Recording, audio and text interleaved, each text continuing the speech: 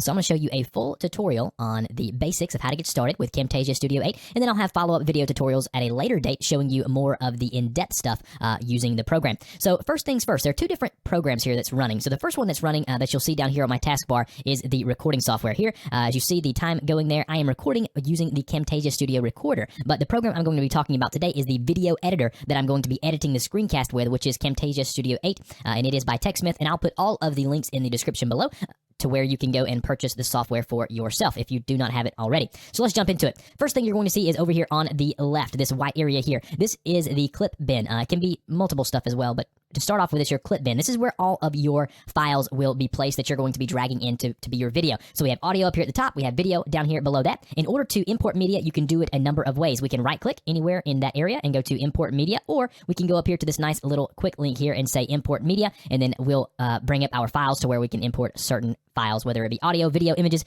whatever you want to import at the time. So that is the clip bin. If we go here and we go to library, this is going to be a base set of like animations, themes, and music that is provided to you by Camtasia. So if we go down here, we'll see like some call outs, some lower third animations. We'll see some themes that we can use here if we expand it out. So these you'll have to go through and play with. But in order to insert one of these into the video, you'll just click and hold and then drag that down here to the timeline. And then we'll talk about the timeline here briefly. So I'm going to go ahead and remove that now. Select that and then remove it very quickly. So we're going to go back to the clip bin. All right, so this is your clip bin over here where all of your files will be hosted.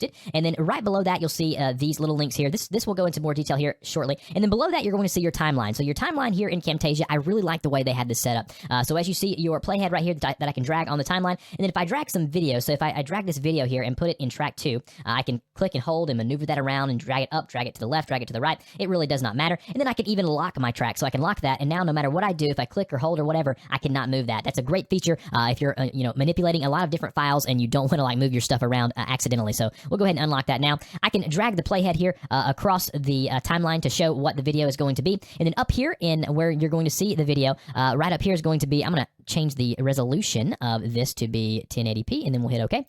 So actually, I'm going to change that to 720 just to make it a little easier for everybody to see, and then hit OK. All right, so if we look here, I can zoom in and zoom out of the video that I'm showing here, and then as I drag the playhead, it'll increasingly go forward within the video. So again, it's as easy as taking a video from your clip bin here, clicking and holding, and then dragging that into a specific track. So I'm going to go here and zoom out. So as you see there, as I press the space bar, it will begin to play the video. I'm going to go ahead and pause it now because I do not want to play that video, obviously.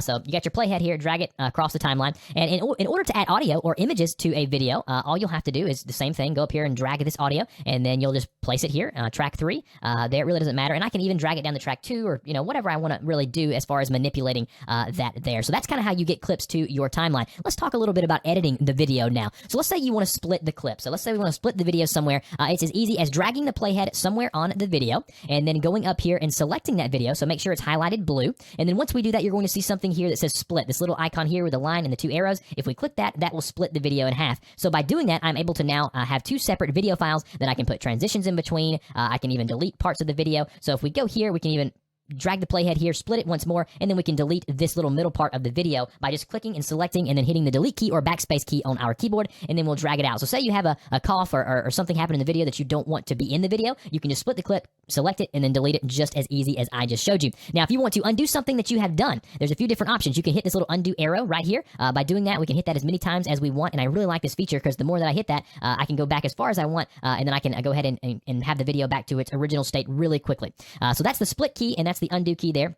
If you want to get into the more nitty-gritty and see your video a little better on the timeline, you can zoom in and zoom out by this little slider here. So this little zoom in and zoom out slider here will allow you to zoom in and zoom out. That way you can do some more fine-tuning within the video in case you're having some small images or audio files that you want synced up. Very, very easy to do by zooming in and zooming out. So that's a little bit about the UI there. We can also show marker view, show quiz view, but really I wouldn't worry about any of that right now.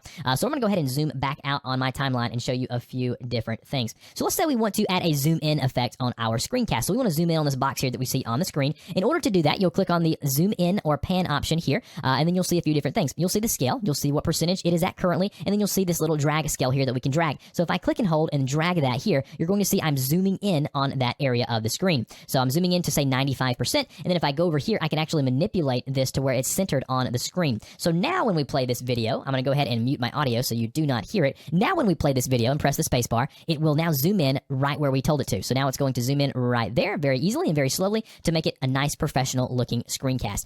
If you're doing screencasts, you're going to want to learn how to zoom in and zoom out very nicely and to do it cleanly so your audience isn't jarred or seasick every time they watch your videos because you're zooming in and zooming out to crazy different areas of the video. But anyways, that's how you zoom in and zoom out. Now, if we zoom in right here, you're going to see this little arrow. This little arrow here, I can double click. This will allow me to adjust the scale of which I zoom in even more. So if I go up here, I'm going to see where I can even scale it even more. I can change the opacity, change the position.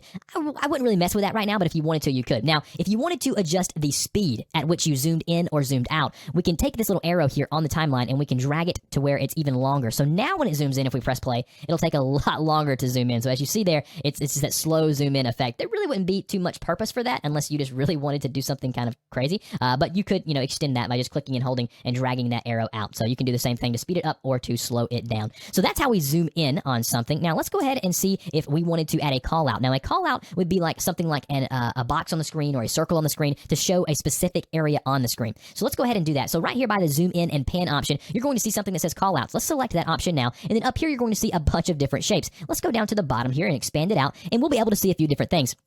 Not only can we add text callouts, we can actually add highlighter callouts by selecting the highlighter area there, and then we can even highlight specific areas of the screen by just dragging and holding that, and now that area of the screen has been highlighted, but I do not want to do that. So let's go ahead and add another one. We can also add text effects, so if we go here and select text, over here in the box here, we can type some text, so you can type your text here, and then over back on the screen, you would need to select that text and then adjust the font that you wanted to use, and then you would also want to adjust the color that you want to use. So obviously the color that I'm using here is black, so I can go up here and adjust that, and then I can even change the size of the text. So make sure that the text is selected, and then going here and adjusting it just like you would in a word processor, and then over here on the video, we would just drag and hold that text wherever we wanted it, and that would be the easiest way to add text is via callout. So we're gonna go ahead and undo those few things here. So let's undo it, and I will show you how to add some more callouts. So under callouts, we'll expand it once more. The ones that I like the most are these little drawn out rectangles or circles. If I select that one here, it'll actually animate something. So if I want to call attention to this little general tab here on the video, I can actually place this red rectangle around it. And then now when I play the video, watch what happens.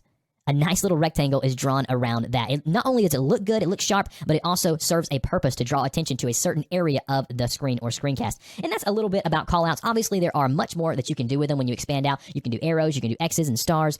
You can even show whatever the keystrokes that you're hitting on your keyboard. You can even show the mouse. You can blur stuff out.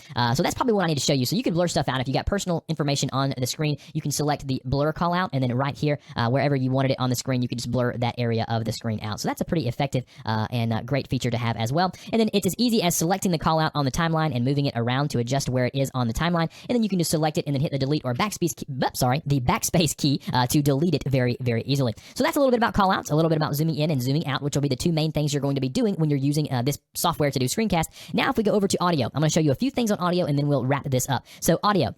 You may have separate audio. I record my audio separately because it sounds better when I record it in Adobe Audition and then edit the audio and then bring it into Camtasia. But if your audio is within the video, so if we have audio here on the video, I'm going to show you a few different ways to manipulate that audio. So we're going to zoom in just a little bit here on the audio. So this green area here, when I have the audio tab selected, will allow me to click and hold. And if I take that down, it will, decrease the volume of that audio. If I take it up, it will increase the volume of that audio. So we're going to leave it right at 94%. And if you look over on the track there on the left side, it'll actually tell you the percent at which the audio will be playing at. So you can do it that way, or you can just select the audio here, the green area, which will be the audio. Make sure the audio tab is selected, and then you can actually choose the volume down and volume up keys here on this option here, or you can even silence that audio. You can fade it in, you can fade it out. You can even add audio points to adjust different audio at different levels at different parts of the video. So that's a little bit about manipulating the audio, and remember, that's if you have the audio set with your video. Now, if you want to split the audio so you can adjust it separately from the video, or you just want to remove the audio altogether, you can right-click on that video, and then you're going to see something here where it says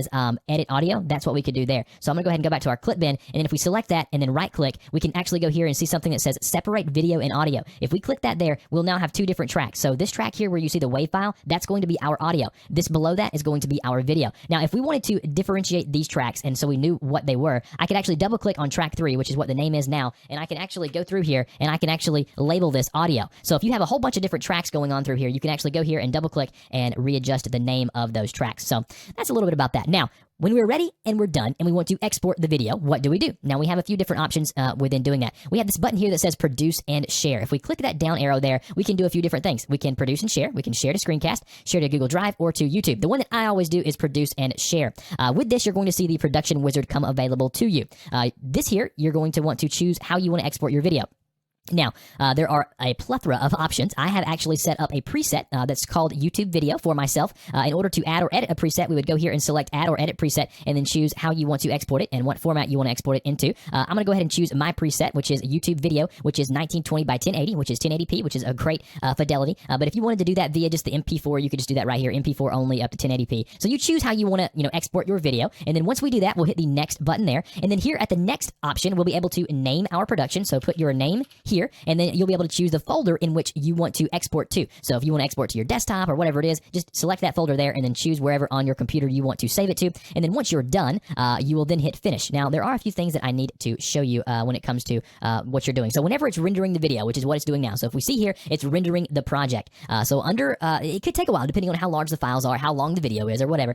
So give it some time. Don't think that it's taking exceptionally a long amount of time. And depending upon how large or how beefy your computer is, that's how quickly it will render. So I'm going to go ahead and cancel that now because obviously I do not want to do that. So we're going to go ahead and cancel out now. There are a few things I need to show you under preferences. So if we go to File, and then we go over to, let's see if we can find some stuff here under Edit, and then we're going to go to Captions. You have some captions there. I just kind of wanted you to see a few different things that you could see here. So if we go to Tools and then go to Options here, this is going to be kind of like our preferences.